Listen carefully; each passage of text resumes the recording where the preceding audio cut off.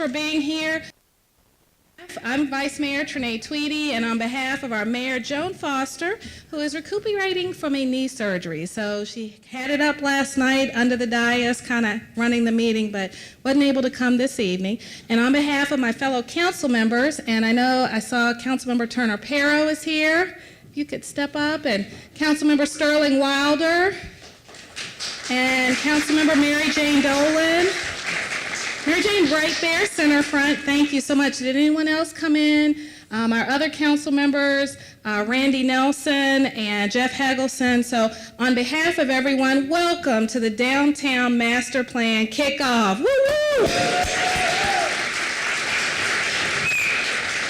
Thank you so much. The energy that's in the room, the passion, you can tell everyone cares about downtown. Everyone is excited about what's going on right now downtown and 2040. Let's make a pact tonight. Everyone is going to enjoy the city, live, work, and play, so that we're all going to be here in 2040 to see the fruition, right?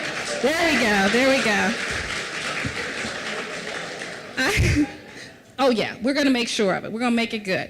I am excited to bring an introduction to you, but also to welcome our speaker and to introduce to you who will present comments, thought, insight. She did a great job across next door at the other site, and so we are excited. So it's wonderful to see so many of you here and to know that the continued growth and revitalization of downtown is as important to you as it is to us. It is my pleasure to welcome and introduce our guest speaker for tonight. Melody Warnick is the author of This Is Where You Belong, Finding Home Wherever You Are, an exploration of the groundbreaking concept of place attachment.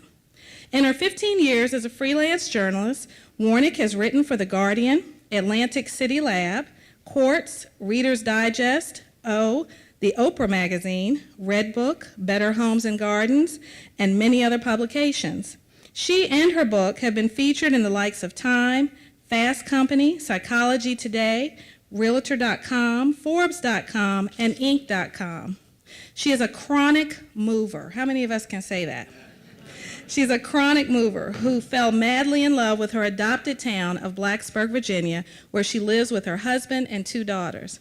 Her favorite things include Hamilton, woo-woo, libraries, quirky small towns, the Great British Bake Off, pandas, Kate Atkinson, Richard Russo, Spotify, Evernote, zoos, bookstores, hiking, she's busy, and food that involves sugar. Melody, I love you. Ladies and gentlemen, please join me in welcoming Melody Warnick. Thank you so much.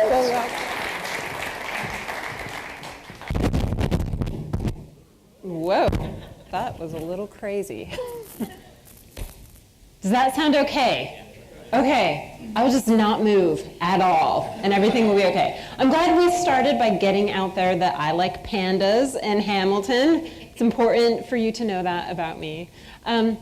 So a few weeks ago, I went to a family reunion. It was probably a family reunion like many of you have been to, where there is a plethora of aunts and uncles and cousins and in-laws running around. And so it took me a little while to notice that my 20-year-old niece was wearing Star Wars t-shirts.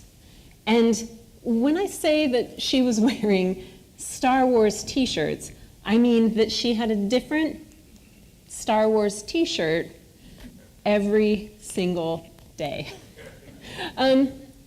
And I am at the stage of my life where I've mostly outgrown wearing pop culture shirts around, so it took me a little while to sort of process what was happening, what was going on. And I realized that my niece was a super fan. She was someone for whom Star Wars was life. Star Wars was how she identified herself. Star Wars was the things she liked to talk about, the things she wanted other people to know about her. It was her thing and her passion.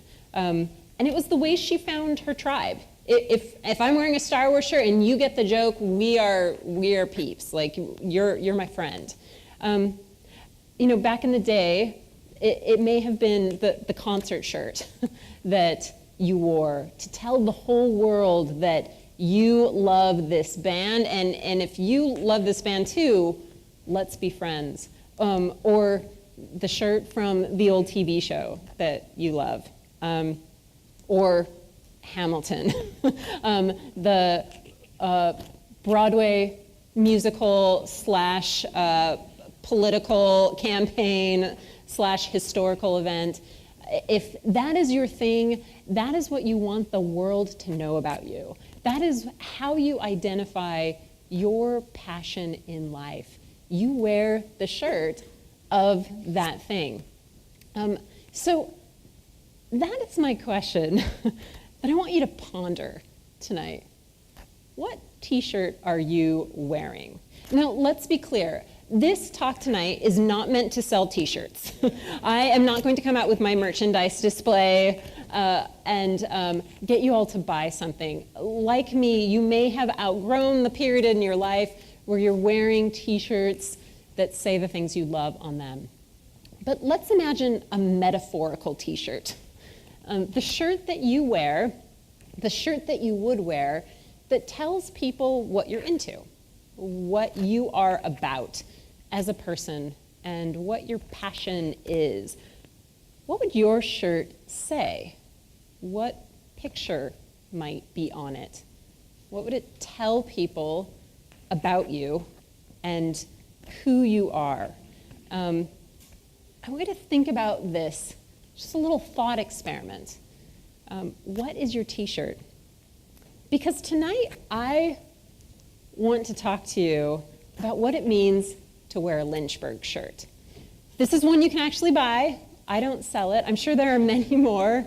What does it mean to be so passionate about your city that you want to wear the shirt?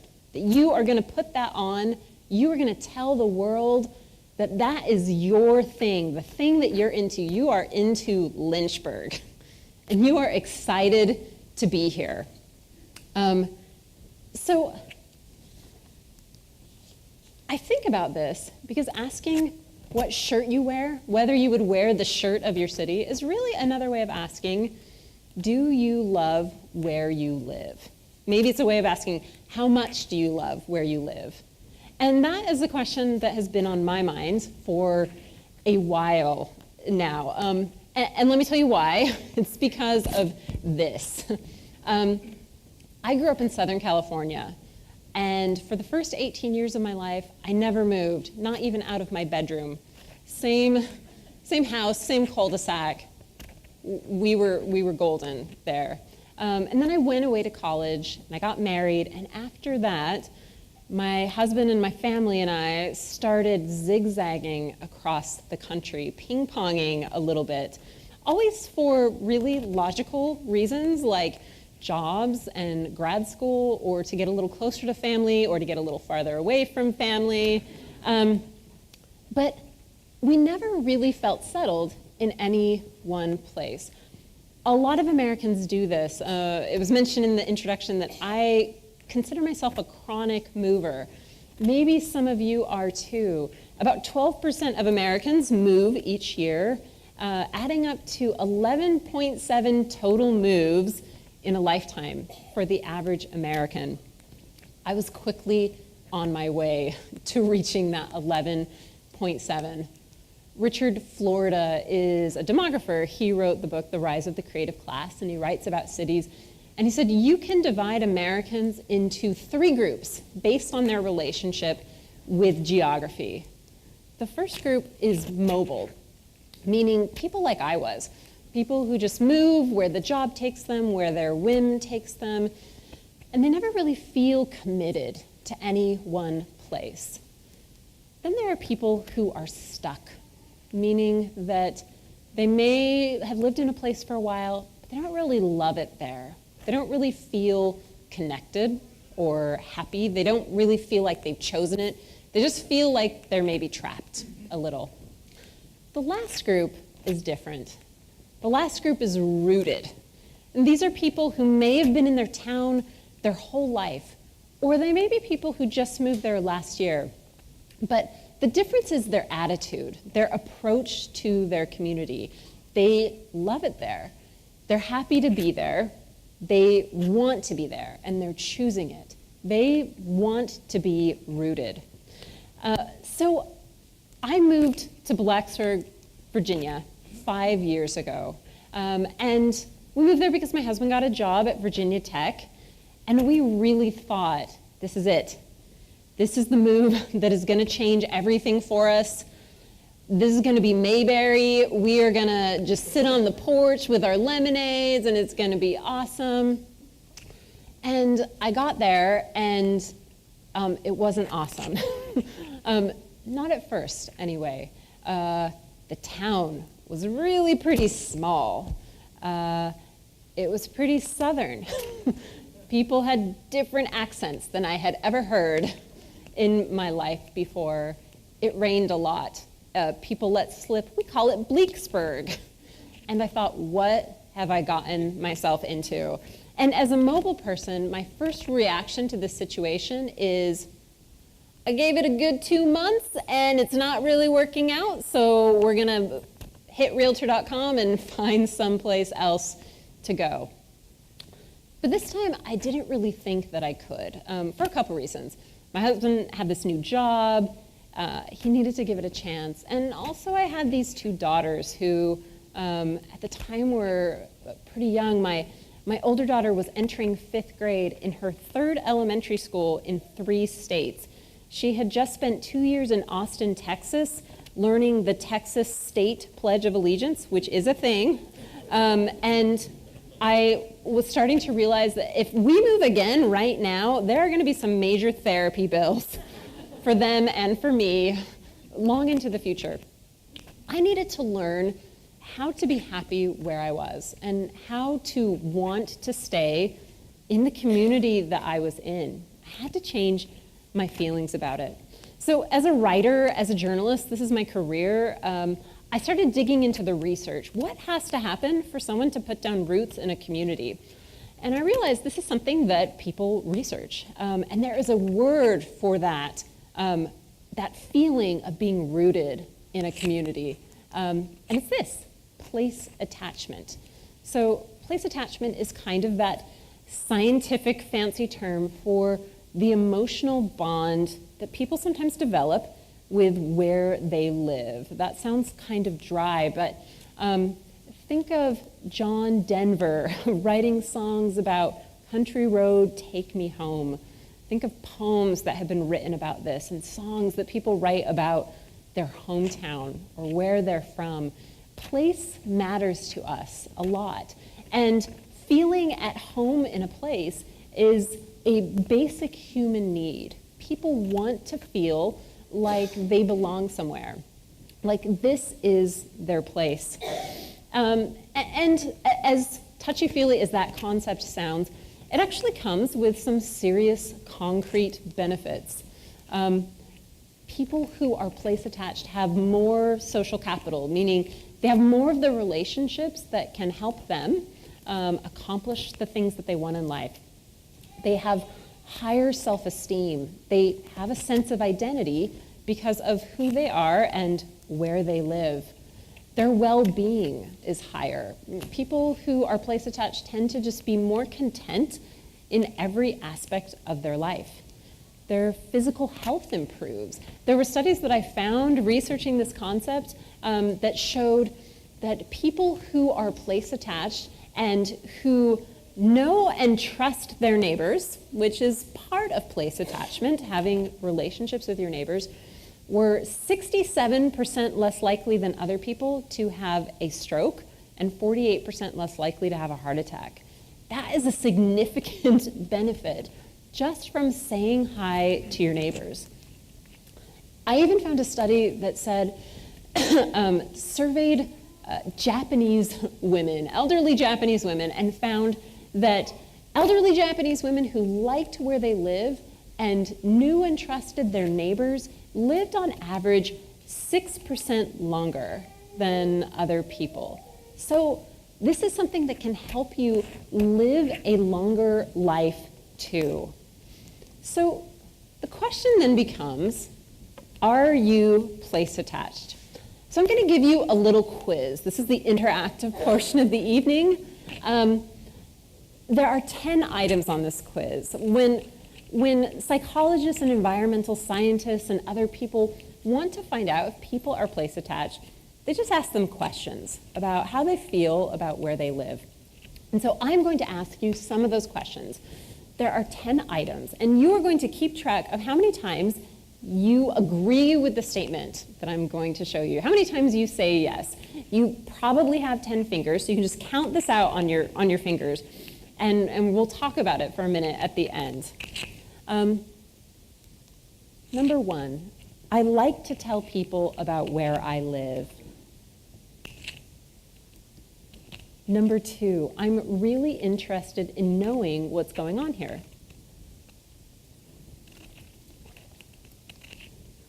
Number 3, where I live tells you a lot about who I am as a person. I'm just going to take this necklace off. It is...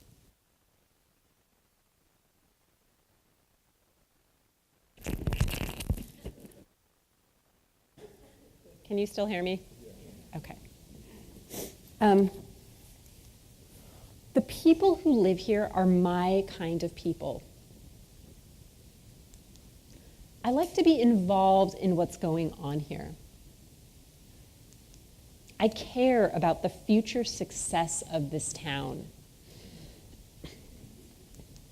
The friendships I have with people here mean a lot to me. I feel loyal to this community. My town isn't perfect, but there are a lot of things that make me like it or make me love it. And last, it feels like home. Okay, so tally that up.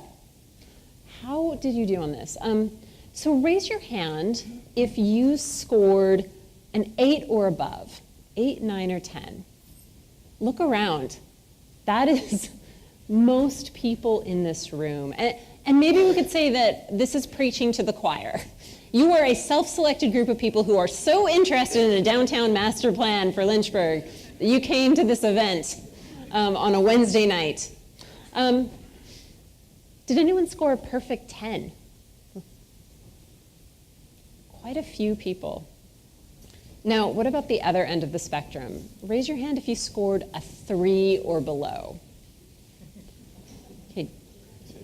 A couple people who are willing to admit it. Thank you for your honesty. Here's the thing. If I had taken this quiz when I first moved to Blacksburg, even after I had been there a few months or a year, I probably would have scored a big fat 0. I did not love Blacksburg. I didn't really care about the future of the city. But what I realized is that I wanted to care. I wanted something to change. I wanted to feel like this was my town. And I realized that the things that the place attachment quiz measures are malleable. They can be changed. They're not set in stone. And so I came up with this plan. My idea was that if you want to love your town, you have to act like someone who loves your town. It's pretty simple. But I had this idea that if I engaged in the behavior that research and the experiences of practitioners and scientists and anecdotal evidence showed mattered in place attachment, that maybe I would become more place attached. That all those things that correlated with place attachment would create that feeling in me. And that's really what I wanted, was the feeling. So this is what I did. I boiled it down into a list of what I call love where you live experiments, concrete things that I could do to feel better about my town, that research showed would probably make me feel better about my town. And I started doing them in Blacksburg. So I walked and biked more. I shopped at local independent businesses. I hiked more. I invited neighbors over for dinner, and I took them banana muffins, which is as Leave It to Beaver as you can possibly get. I joined a CSA. I volunteered at the local nonprofit historic movie theater making popcorn. I helped start a sidewalk chalk festival in my town that is nowhere near as good as your sidewalk chalk festival. I started running in Virginia Tech's 3.2 for 32 to get a better sense of what my community had been through. And I did all these things to make myself love Blacksburg, love my town. It was just a one-woman quest to have this good experience. But what I realized as I was doing it, and definitely in retrospect, is that all these things on this list that make an individual fall in love with their community also can be reversed. We can reverse engineer this and say that these are things that cities can do to help their citizens fall in love with it. There is a lot of evidence that people love walkable communities. And so if you're a city that wants your residents to love it, to be place attached, you help them walk. You build sidewalks and you build complete streets that make it easier for people to walk. You make it easier for people to have access to green spaces, because there's so much evidence that green space in communities makes people love it more. You make it easier for people to get politically involved, to get civically engaged in processes that affect the future of the town, which is one reason why I think it's so fantastic that the city has invited you here to talk about downtown. I don't think that was me.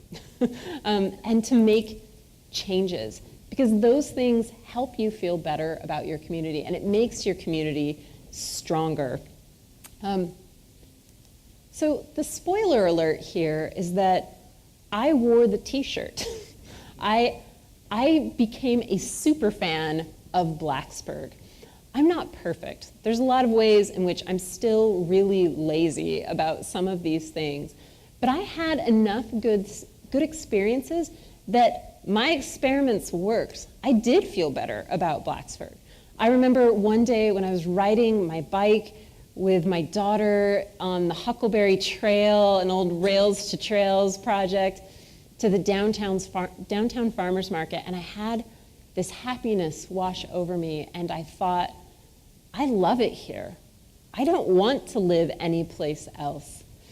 That was an epiphany. You could actually want to stay put in your own life. You could actually be happy enough in your community to want to stay. So as part of these experiments and other things that I've researched about place, I've learned a few things along the way, and I wanted to share just 3 of them with you that I hope will be something to think about as you guys look at your downtown and how to get involved and what could make life better for you here. First, every town is good at something. Do what your town is good at. This was hard for me when I moved to Blacksburg. I grew up in California, where there were like 3 amusement parks within a half-an-hour drive of my home. And then I moved to this small town in Virginia, and I thought, what am I gonna do here on a weekend? So I decided to start where I was and start where the town was, to recognize the town's assets.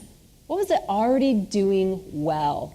And I would learn to enjoy that. So in Blacksburg, what we do really well is college football. Let's not have an argument about that.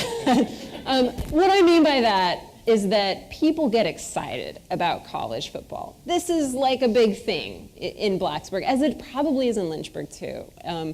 Something that we're passionate about. Let me let you in on a little secret. I am not passionate about football at all. But I decided, because this was something that Blacksburg cared about, that I would try and make it something that I cared about too. So my family went to a few football games. I was definitely the annoying person going, what's happening? Tell me what just happened. But I learned to love the sense of community that this football game engendered. I learned to love when the football team runs on to the field and they play Enter Sandman and everyone gets to jump up and down. That was my favorite part. And I learned to appreciate that this was something my town was already good at. Here's part 2 of that. When your town is good at something, recognize it and then amplify it. So a few months ago, I visited Danville, Virginia, which, like Lynchburg, is a town that has a river running through it. And like Lynchburg, was for a long time cut off from the river, because the river was just what you used to transport textiles and tobacco, and that was it. It was just a waterway. But the people in Danville recognized that the river could be more than that the river could be a huge asset to the community. And so they created a river walk trail. They opened it up for people. Like Lynchburg, they have converted old warehouse buildings downtown into lofts and downtown living spaces that, like Lynchburg, filled up incredibly fast with people who recognize that living downtown is vibrant and exciting and awesome. They built a downtown river district that helped draw attention to this part of their community, that invited people in with this cool fountain and restaurants, a lot like Lynchburg. And for the first time in a century, a brand new building was built right on the Dan River, this beautiful YMCA. They decided that the Dan River was enough of an asset that they wanted to amplify it, that they wanted to make it a center point and a centerpiece of their community. And they have. So second, our towns are what we think they are. One of the main things that I've learned researching places and visiting places is that none of us experience our city in the same way. You may all live in Lynchburg, but you're not all living in quite the same Lynchburg. Your experience of your city just depends on who you are and your history and where you live and all kinds of things like that. Our towns contain multitudes. They are both good and bad at the same time. Let me give you an example of how this works. So recently on social media, I came across this clickbaity sort of post, top 10 cities for book lovers. I was immediately sucked in as a city lover and a book lover, and I tweeted out this picture with a line like, resisting the urge to move to Cleveland, Ohio. Even in my little social media fantasy, I'm like, I can't afford to live in Boston, so I went to number 2, Cleveland. Resisting the urge to move to Cleveland, Ohio. And in response, one of my friends tweeted back at me this video. Fun times in Cleveland again. Still Cleveland. Come on down to Cleveland town, everyone. Under construction since 1868. See our river that catches on fire. It's so polluted that all our fish have AIDS. We see the sun almost 3 times a year. This guy has at least 2 DUIs. The flats look like a Scooby-Doo ghost town. Don't slow down in East Cleveland or you'll die. Now, you're laughing because you don't live in Cleveland. I made the mistake of showing this to an audience in Cleveland. It did not go over quite as well. But here's the truth. If someone wanted to, could they make a movie like that about Lynchburg? If someone wanted to, could they make a video like that about Blacksburg? Sure. We choose what we see in our city. And it's easy to see the bad things, right? It's easy to see the things that you hate about your town. It is far easier and often more enjoyable to complain about your city. The parking sucks. There's not a grocery store downtown yet. There's no takeout. I was looking at your boards out there. There are things that we need to fix about our cities, and that is okay. But the magic happens when we choose not to look at the dark side, to go back to the Star Wars metaphor, but to look at what our towns are doing right, to focus on that, and to be grateful for that. And there's evidence that that is genuinely powerful. So in 2009, the Knight Foundation partnered with Gallup on this soul of the community study. They wanted to know what made people feel happy where they lived, what made people like their communities, and in general feel place attached. So they surveyed over 3 years 26,000 people in 26 different cities, from the very tiny, like Milledgeville, Georgia, to the very large, like Miami. And they asked them questions about what made them feel happy in their community, what made them happy to live there. And the answers that came up at the top of the list that most closely correlated with place attachment for all the cities, no matter where they were in the country or how big they were, surprised everyone. They were, first, social offerings, second, aesthetics, and third, openness, meaning that if you thought your town had stuff to do and people to do it with, if you thought your town was good looking, and if you thought your town was friendly and welcoming and provided opportunity to all kinds of people, you tended to be more place attached. You liked it more. So the thing that surprised everyone was these weren't the hard things like school quality or the effectiveness of the local government. These were the soft qualities and the malleable qualities, qualities that can be changed. And the second thing that I think surprised me about it was that no one was going to these towns with a clipboard to do a survey of how many art museums you have, how many people said hi to me in the grocery store, how many planter boxes do you have on your main street. They were just asking questions about people's perceptions, what people thought of their community. Perception was what mattered most. If you thought your town was good at these things, at social offerings, aesthetics, and openness, you were happy there. If you thought your town wasn't good at them, you weren't. So the first year of the study, the number one city for place attachment was Grand Forks, North Dakota.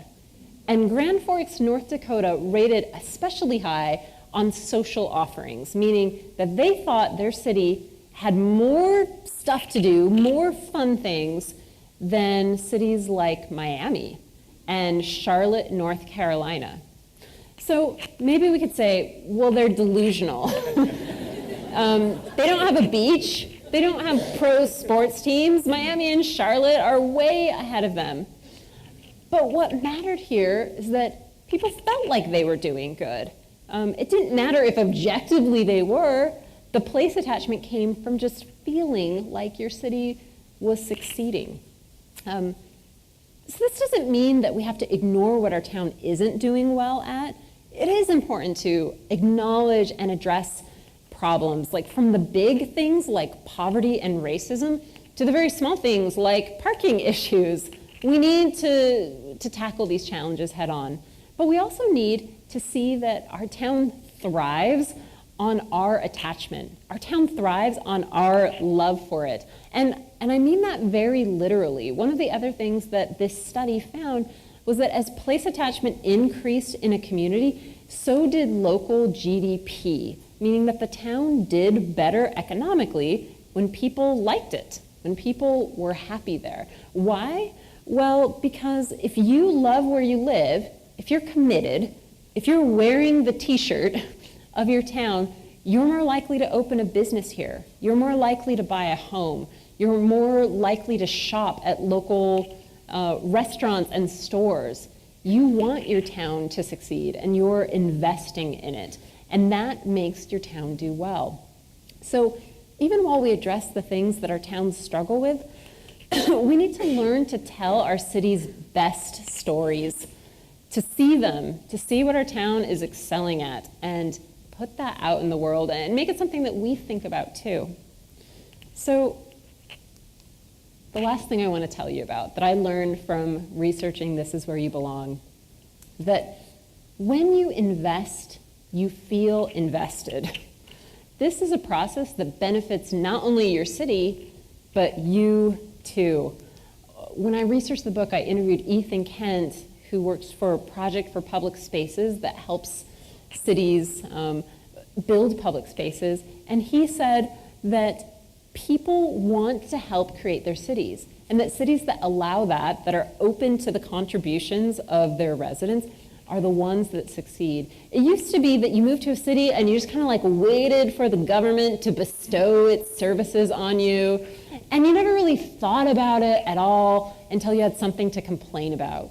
My street didn't get shoveled fast enough after the last snowfall, or something like that.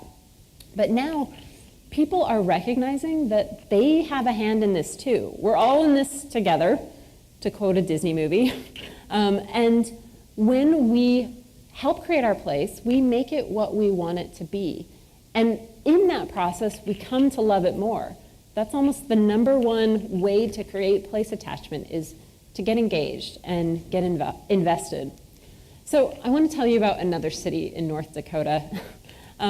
It's Fargo.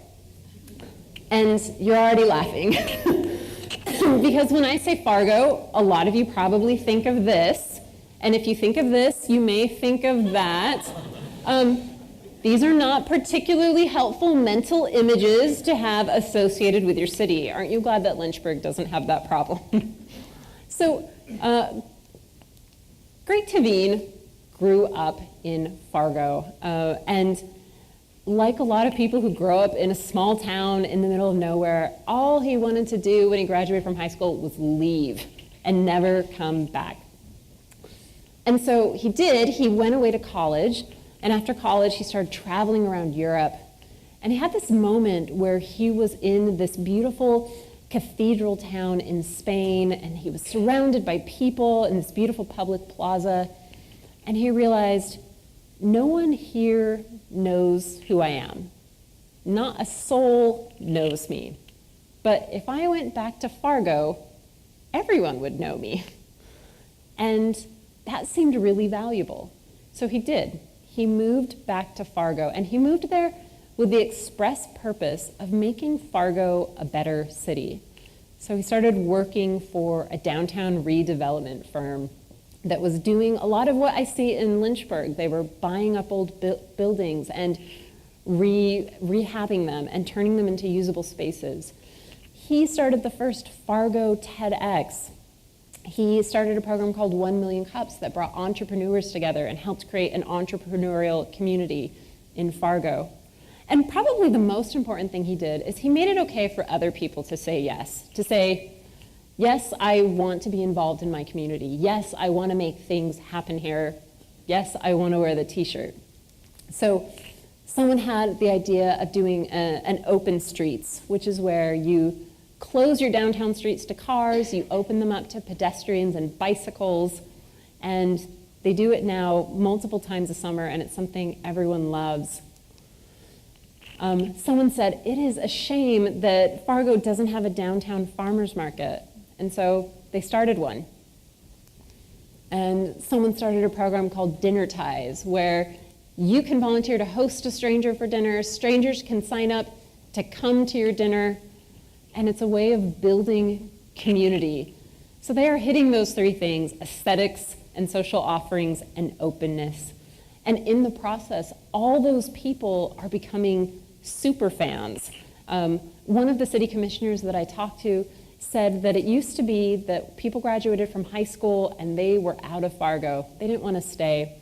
Now the vibe has completely changed. Even the high schoolers recognize that something cool is going on in the city of Fargo. And I feel that same energy in Lynchburg. Something cool is going on here. So I was in Fargo a couple weeks ago speaking at a TEDx there, and I saw this shirt, I Believe in Fargo, and I loved it. Because isn't that the kind of shirt we want to wear about our city? I believe in Lynchburg. I believe in Blacksburg. I believe in its ability to succeed, and I want to be a part of that. So let me ask this question again. What is on your t-shirt? You have this golden moment here as Lynchburg launches its downtown master plan project that they want you to be a part of this. This is your opportunity to be a super fan of your city, to say that I get meaning out of living here. This is what I'm about.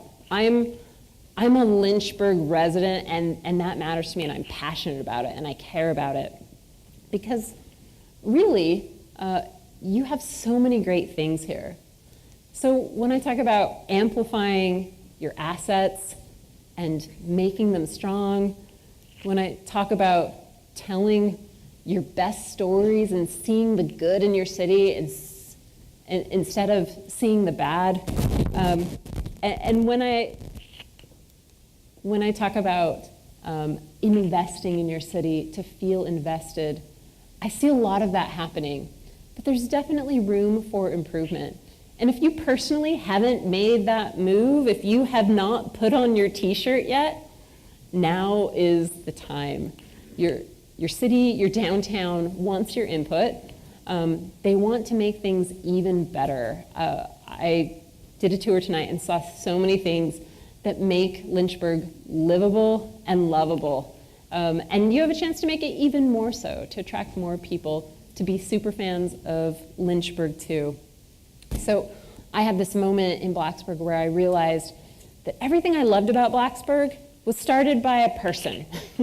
That the historic movie theater that I volunteered at, and I love going to movies at, happened because a few volunteers got together and said, we want this building to survive. That all those local businesses that I shopped at and that made my city feel so much more authentic than like Applesby land, like that this was started by an individual who wanted to make a difference. And I wanted to be like that too. I wanted to be a super fan of Blacksburg. So that's my challenge to you tonight, to wear your Lynchburg t-shirt. And again, it doesn't have to be literal. You don't have to actually go out and buy a Lynchburg t-shirt, although that's not a bad idea. But wear your metaphorical t-shirt. Be willing to invest in your community. Find the thing that will help you dig a little deeper in your town. If you're already investing, what else can you do? What project can you start? Who needs your help? Ask these questions, put on your t-shirt, and make Lynchburg, and especially downtown Lynchburg, even more awesome than it already is. Our cities thrive when we love them. Thank you.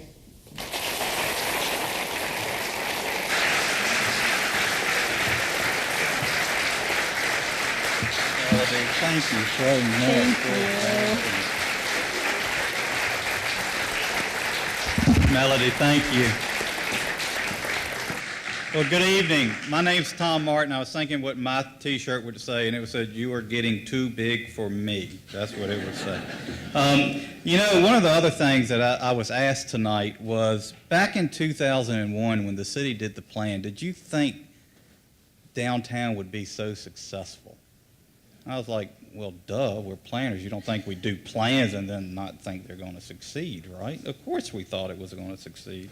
And then the other question that I was asked is, why do the master plan now? Why do a new plan? We're doing a new plan because downtown is great, and we can make it even better. And we can make it even better because all of you.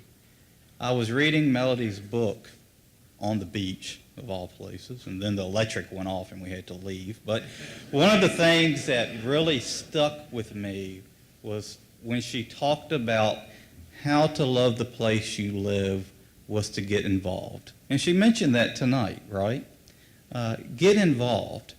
And the reason I know our new plan is going to succeed is because of all of you.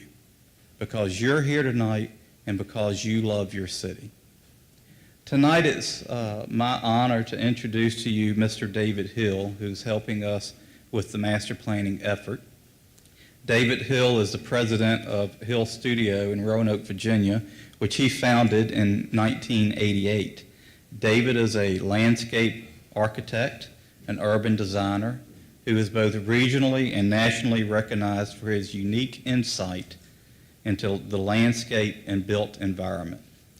David and his team of professional designers and planners excel in integrating historic preservation, architecture, community planning, landscape architecture, all into community projects. They have a very collaborative design approach that builds upon a community's assets to leverage economic investment and transform places, all while respecting the natural and cultural features of the locality. So David, thank you so much. We appreciate you being with us this evening and helping us with this.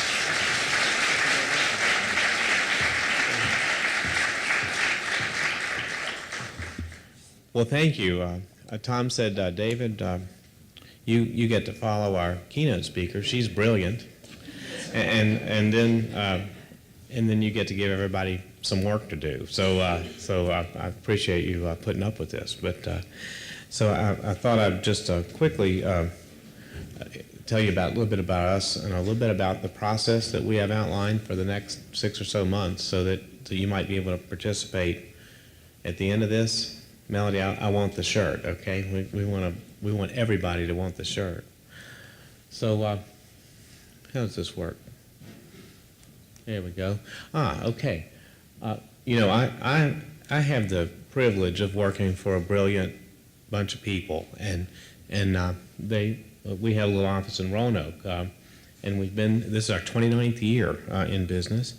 And so a lot of the people that are in this picture, I have their picture up because you'll see a lot of them over the next 6 months. And with me here tonight is Josephine, raise your hand, and Evie, who is here, I believe. And I lost her; she was here a while ago. And so they will be here, especially over the next few days, and you'll see a lot of other folks here as well. Now, as Tom mentioned, we're very collaborative. I hardly ever try to do anything by ourselves. I've realized over the longer I live, the less I know, and so I've invited a number of my colleagues to join me in a lot of the things that we do. And so this particular team, includes our office. It includes a company called Alta Planning and Design, and you might look them up. They're one of the nation's foremost professionals on bringing cars, human beings, bicycles, mobility, and they're really great. Arnett Muldrow, you might look them up. They're an economist. Aaron Arnett's one of my favorite economists. He really knows how to really make economies work in downtowns. And then Hurt and Profit is a local firm. I've been working with them for 3 decades, and they're right here in Lynchburg, and so they'll be part of our team as well. So you'll see a lot of folks from these firms over the next 6 months working with you here. One thing that struck me as we started sort of digging in for this assignment is that Lynchburg has really been working very hard for about 17 or 18 years now on a continuous improvement process in city planning. And I wanted to bring that to your attention because you all may have been part of it, and we're new into this, especially in Lynchburg. Is that a lot of communities will do a city plan and they say, okay, that's the plan, we're one and done, and that'll be it. But Lynchburg has been remarkable in continuing to get better and better and a little bit more refined in resolving for 17 straight years. And I'm going to show you some of the results of it. First, I couldn't resist, finding the oldest pictures I could of Lynchburg. And, one of the things that struck us also about Lynchburg is that it's been a city about transportation for a long, long, long time. When Mr. Lynch first put his ferry boat across the river in 1757, it sort of changed Lynchburg's image from a great barrier to Western expansion to a place to get across. It sort of set the mood that Lynchburg is a transportation city. And growing up, as soon as people started getting cameras, they started showing evidence of some of the warehouses and some of the buildings that really grew up along the manufacturing side of the James, where you could build things and then move them. And so it's not surprising that some of the improvements were great improvements in transportation. And so the city's got great bones, and it attracted us to come and work for you because of the sort of history that is built on the side of the river. It's no surprise that, sort of based on that transportation history and that manufacturing history, Then all of a sudden, from 1891 to 1903, 3 colleges were built right around and inside of Lynchburg. And so the next 50 years, you see a whole layer of cultural facilities being placed in the city, which is also very interesting that you had that sort of spurt of that kind of growth. Then, say 1960s, we saw a lot of other changes sort of outside of downtown. And really from 1960s to about the year 2000, Lynchburg suffered a lot of the same things that many American cities suffered, which was a great interest in a lot of people getting out of downtown. And so it was left with a number of things that it had good bones, but it didn't really have a lot of things going on those bones. A lot of folks had really left the downtown. So what we were fascinated about was, if you take a look at the last 17 years, there's an amazing transformation. And it really started with the 2000 master plan, a brilliant effort by a company called Sasaki that you'll know is world-renowned for its downtown master plans. And what we found fascinating about this was that, Sasaki put together this sort of vision for downtown, and they not only did they do the sort of ordinary drawings, but you start to see these great artists' visions of what things could be. But what fascinated us the most is that, Lynchburg actually implemented a lot of this stuff, and this is one of many of these, and it's remarkable. As planners, there was a segment of this master plan called Planning and Design, or Design and Planning Principles, which is also a very handy reference for us because it sort of shows us the rules of where they built their plans, and they still apply to a lot of things today. Now, this is what I don't see many places where we go to work. And this list is what the city planning office said. Now, David, there are a couple other plans. They're not just that Sasaki plan. There are a few other things we need for you to read. Here's the reading list right here. So, and I want all of you tonight to go home and read all these plans. But it's just an incredible investment from a number of firms in a number of different aspects of downtown and how to make it better. And if you look over here on the date, you'll see Lynchburg has not rested for a minute since 2000. They've been gradually improving a lot of this stuff. And if you don't really see it put together on a list, it might not occur to you that your city planning staff has been working this thing and making it better and better and better. One of the plans, this Woltz plan in 2006, dealt really with sort of City Hall down toward the river. And a lot of this has been implemented. It's a remarkable piece, just as one example. And you start to look at the results of this kind of planning process, and just from what we've seen, it's remarkable improvements in the safety of the community. Sometimes maybe not so much in the image of the safety of the community, but the safety of the community has actually gotten way better. There's been remarkable improvements in housing. Downtown housing has made an incredible surge here in the last 17 years. In the public spaces, a lot of these didn't even exist 17 years ago, and Lynchburg's made great strides in the public spaces.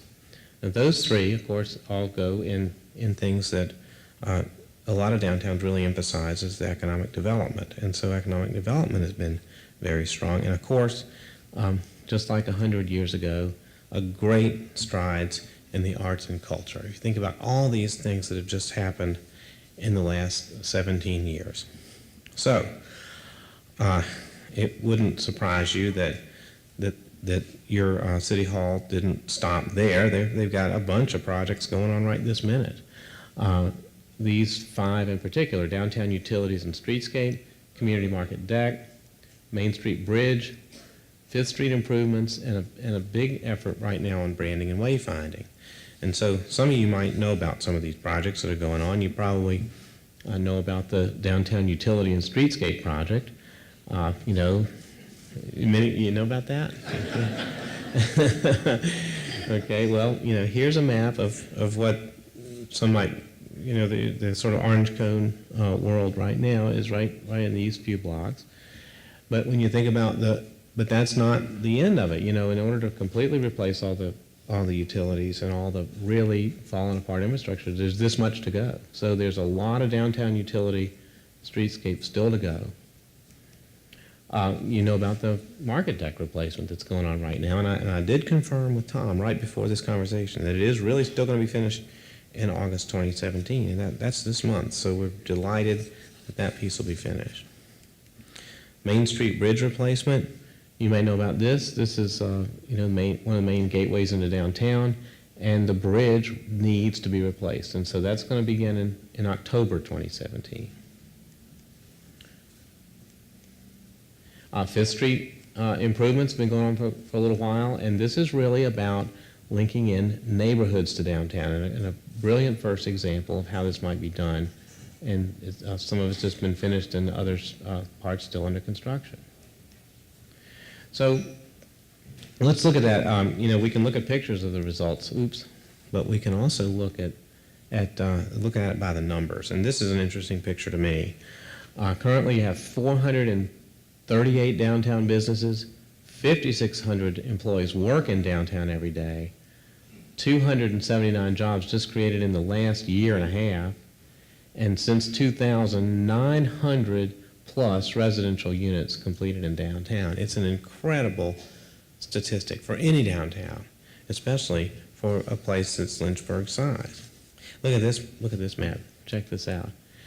The red areas on this map of downtown show the number of building permits that have been gotten since the very first master plan. There's hardly a building, hardly a piece of ground in all of Lynchburg that hadn't had some work done on it, and a lot of these are major renovations.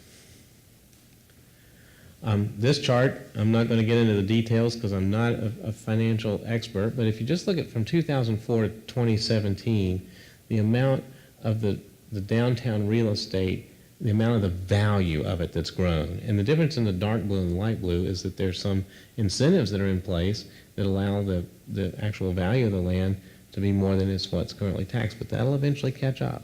So that there's steady progress almost every year in the amount of new value to get in the downtown. Okay, so David, you're going to follow the speaker. She was brilliant. And we want you to do something with downtown, which already has an acceleration curve like this, right? This is double tricky.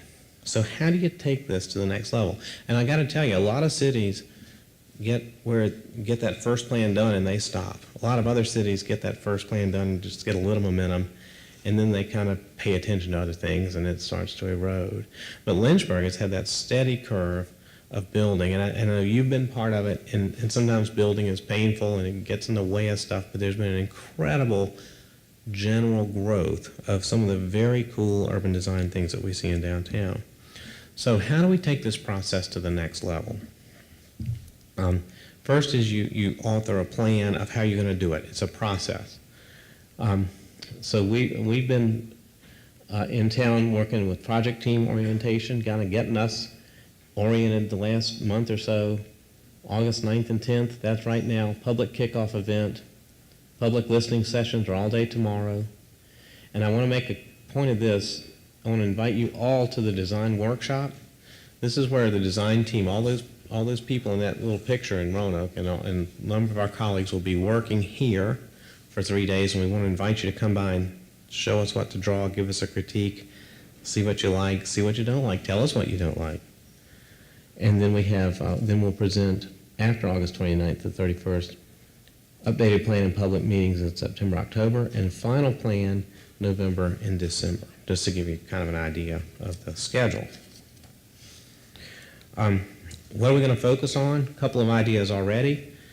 The first few plans have been very successful in the lower part of the business district, the, say, City Hall down to the river. Been quite successful, whereas City Hall up to the top of the hill hasn't had quite as much success. So one of the challenges is, how do you pump up the upper part of the hill to be as successful as the lower part? Another one is, how do you get to downtown Lynchburg? If you grew up here, you probably know, but for a lot of us who are guests, it's hard to get to downtown Lynchburg. And so a number of ways to more conveniently more pleasantly get to downtown, find downtown is part of the work. I talked about all the great buildings that have been reused, but there's still some work to do. How do we get some of these players back onto the field?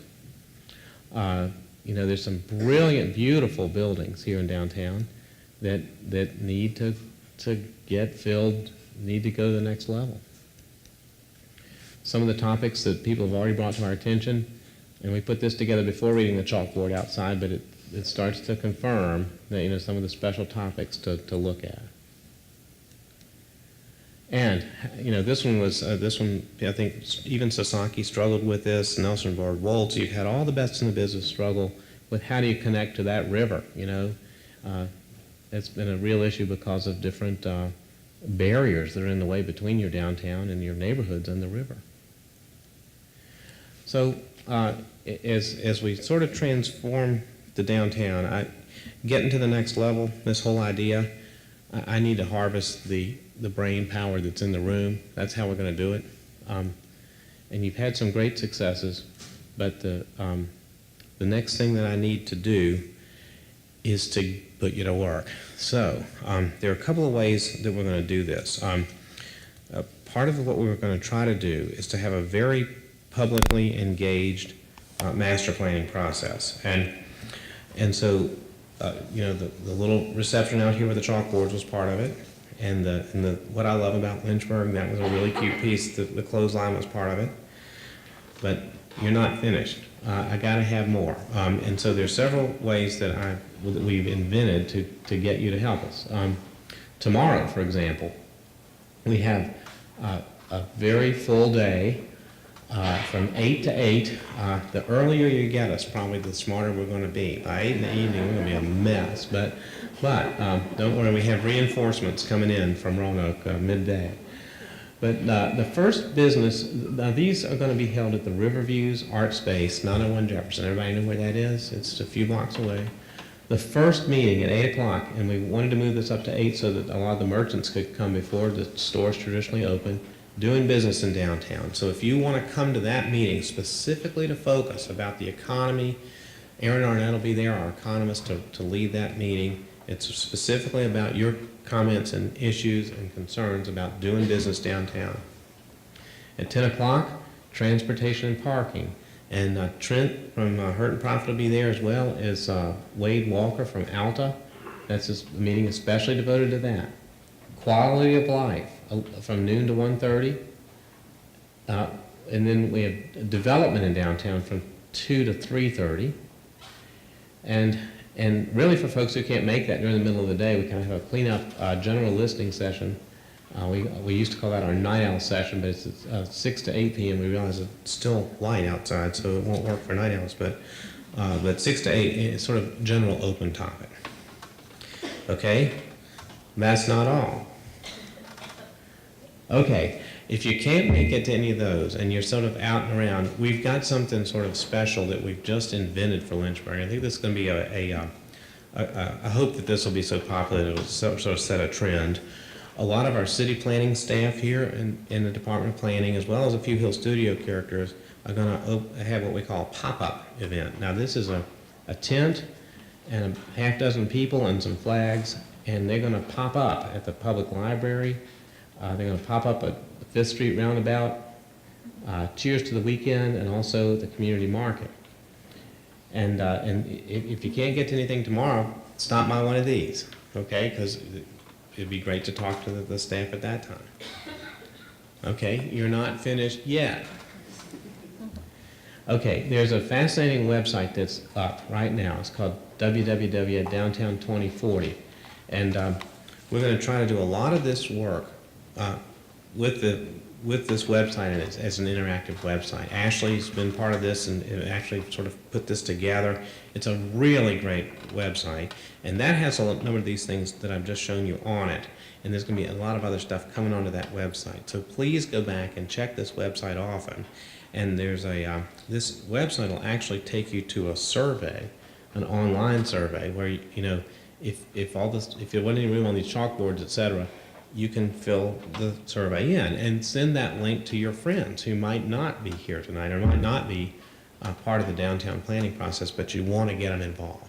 And this might be especially good for teenagers who like to play online all the time. This would be great for them. We'd love to hear their ideas. Okay, now, I think here's something even cooler. First time ever attempted in, I know at least in this theater, if you have your cell phone with you right now, does everybody have their cell phone? Everybody told, you're so polite and you turn them all off. We'll turn them back on because we're going to do, this is instant voting right this minute. And pull out your cell phone, please. And you have to type this. I hear, for people like me who don't know much about cell phones, you're supposed to type this stuff in up here. Now, you're not supposed to pay attention to the lady behind the curtain, but I've got to ask her, is this a website, Ashley?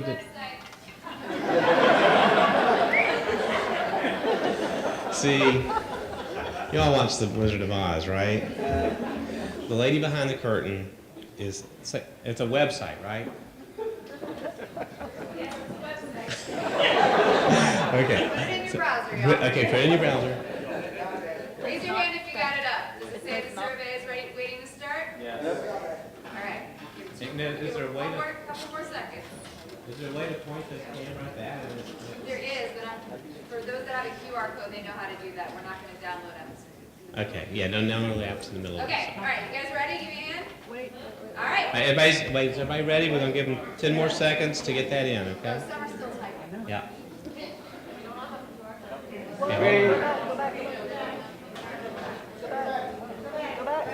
I have a fat phone. Oh, wait, go back, Ash. We're going to go back. Okay, go back. Ashley, we needed some of the big flame things like Oz had to make this seem like it was more dramatic. Okay. I'm leaving, I can't go back. Okay, there it is.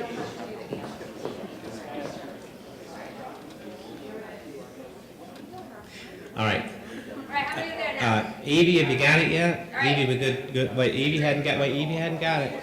You got it, Evie? I can't, director, right? Kent, you got it yet? Kent's got it.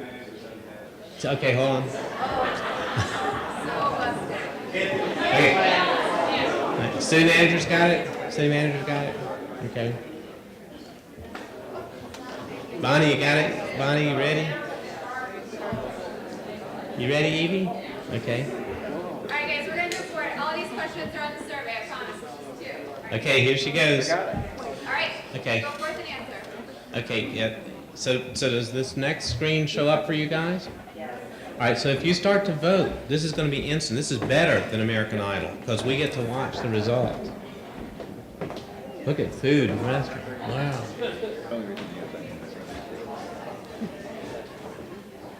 Okay.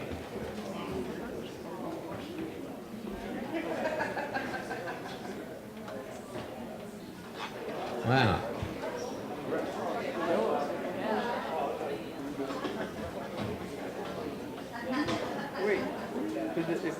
Wow.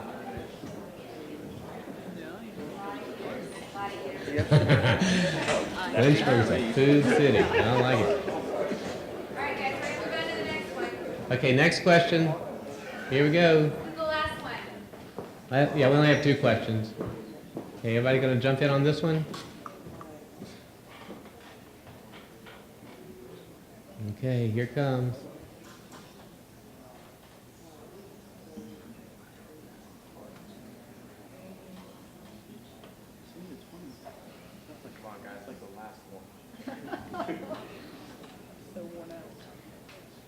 Very interesting.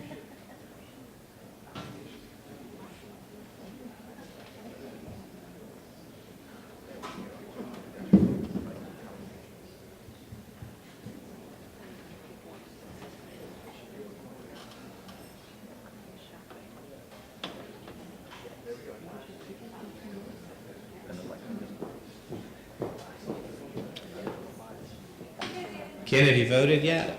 Okay, good. Evie, you voted? Okay. Okay, has everybody got their vote in? Excellent. So this is pretty state of the art. I can't wait to sort of plow this in. 81 people have voted. This is fascinating. Okay. So, last picture. There you go. Keep informed. There you go. Stay on. Look at that website often because we're going to do a lot of these things and we'll be very participatory. So, Tom, thank you very much for letting me introduce the process in the firm, and we look forward to seeing you tomorrow. Right? Yeah. Thank you.